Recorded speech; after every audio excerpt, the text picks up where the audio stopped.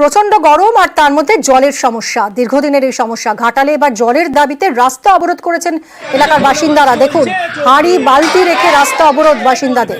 6 মাস ধরে গ্রামে জল নেই, আর এরই প্রতিবাদে ঘাটাল রানীচকের রাস্তা অবরোধ করেছেন এলাকার মানুষ। প্রশাসনকে জানিয়েছেন তারা, তা সত্ত্বেও কোনো সমস্যার সমাধান হয়নি বলেই অভিযোগ।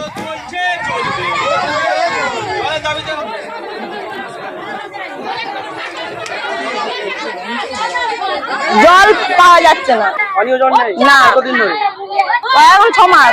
আমরা টিউবওয়েল থেকে 1 কিলোমিটার জল নিয়ে গিয়ে জল নিয়ে হচ্ছে। গ্রাম পঞ্চায়েত প্রধান বা প্রশাসনকে জানিয়েছেন? সবাইকে জানানো হয়েছে, কেউ কোনো কিছু বলেনি।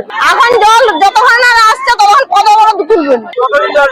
6 মাস আমরা গ্রাম প্রধান, পঞ্চায়েত, বিডিও সব জায়গায় বলেছি সমস্যার কথা, কেউ আসেনি। আমাদেরকে শুধু দিন দিয়েছে, দিনে আমরা থেমে থেকেও আমাদেরকে জল আমরা পাইনি। আমাদের শরীর অসুস্থ হয়ে যাচ্ছে, হসপিটালে ভর্তি হচ্ছে। আমাদের পুকুর, নদী, নালা একদম পচা জলে আমরা ব্যবহার করছি, তার জন্য আমাদের শরীর খারাপ হচ্ছে। এখন আমরা জলের সমস্যা দূর করার জন্য আমরা এটাই দাবি করছি যে আমাদের জলের সমস্যাটা দূর হোক।